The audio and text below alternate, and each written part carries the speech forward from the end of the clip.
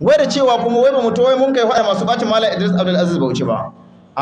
wa fara bacin Malam Idris in ba kai ba wa fara Malam Idris Abdul Aziz Bauchi da sihaye ma yace ya kamata ka ji tsoron Allah ka ba bacin Professor Mansur da ire-ire ne hudubobin bacin da haka musu yayi yawa mana bai kamata ana attacking din malama addini ana zubar da musu da mutunci ba kasa a samu mahudubobi ne ka yadda kurakurai ne. Bari in baka misali da shi ka sha mamaki yana magana akan Sani Yahaya Jingir da ya magana akan corona da ya zo yana mai san mai martani saurara ka ji abin da yake faɗa. Abin da yake aukuwa ta race da ilimi. Don ka kauce daya zallatul alim musibatun lil mujtama. Kuskuren malami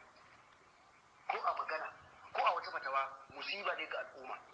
Abin da yake faɗa yana cewa zallatil alim musibatul lil mujtama wanda tsakani da Allah ko dan islamiya ba zai karanta wannan jumla haka ba dan ba yadda za a yi irabin wannan jumla haka kuma a samu fa'idar da ake so a hita da natija kamata yayi in zai karanta wannan jumla yace zallatul alimi musibatul lil mujtami zallatul alimi musibatul lil mujtami domin zallatu sai ya zama mubtada'un marfu'un wa huwa mudafun wal alim mudafun ilayhi majrurun bi kasrati zahira ala akhirih musibatun sai ya zama khabarun مبتدا مرفوع واللام حرف جر مجتمع مجرور بلام وعلامه جره الكسره الظاهره على اخره amma sai yazo yana abubuwa kamar dan islamiya kuma tsakani da Allah akwai kunya a ce wannan malami dokta na kuma jami'ar Madina yayi karatu wannan suna da yawa inda zan bi dai bari in baka wani misali yana magana akan cewa an yi amfani da lafuzan da ba su kamata ba akan malaman da ahli sunna ne sabanin shi yayi amfani da lafuzan da sun fi waɗannan kauri bari in baka misali da abin da yayi ma babban malamin musulunci Malam Abdul Wahab Kano dattijon malami ya rayu sama da shekara 50 yana wa sunnar manzon Allah hidima da shi da Sani Yahaya Jingir lokacin da yake wa Sani Yahaya Jingir nasiha sai shi Malam Idris Abdul Aziz ya nuna abinda shi Malam Abdul Wahab yayi kuskure na kuma abinda Sani Yahaya Jingir yayi kuskure na yana son ya nuna kowa ba daidai yake ba shi a daidai kuma wurin ya ida sakon kuma sai Allah ya jarabe shi nan ma ya kurakure saurara ka jiya ba mata wajen fatawa wajen tabbatar da abin da yake da sunna wani ahli sunna su aka san su ma da wannan su ne ma ka san su da shi so haka nan kada wata rana mu ba da wata fatawa mu doge a kai ko mu faɗi wani fahimtar mu akan wani abu mu doge a kai wani ya fito ya ce a ahli sunna ba sa saba mu hukuma yau ce wanda ƙarya kake yi baka ba ci su ahli sunna baka banci aikin ma da suke na baya baka wance su ba sai da yake cewa baka wance su ba sai da yake cewa a nan ne shubha take a nan ne matsalar take ya kamata shi Abdullahi ya gyara kamar da na faɗa babban abin da ya kamata ya nusar da su shine ba fushin hukuma ba fushin Allah wajen tsora magoya baya akan fada da sunnan manzo Allah sallallahu alaihi wasallam kamar da na ga muku wallahi akwai wani dalibin da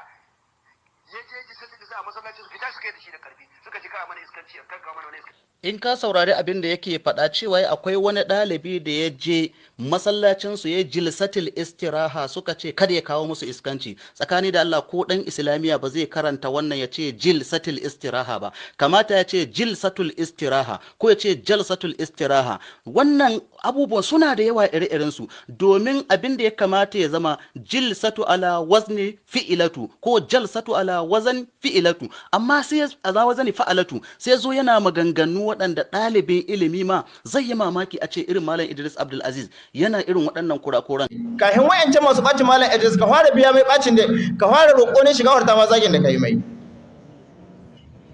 Ka fara roƙo ne shiga horta ma. Ka fara roƙo ne. Sannan kafin ka ce mu kuɗi an ka ba mu an ka ɗauke ni haya haka ka ce ma malam. Na rinci da Allah ka ce ma malam haka nan. Na rinci da Allah ka ce ma malam haka nan.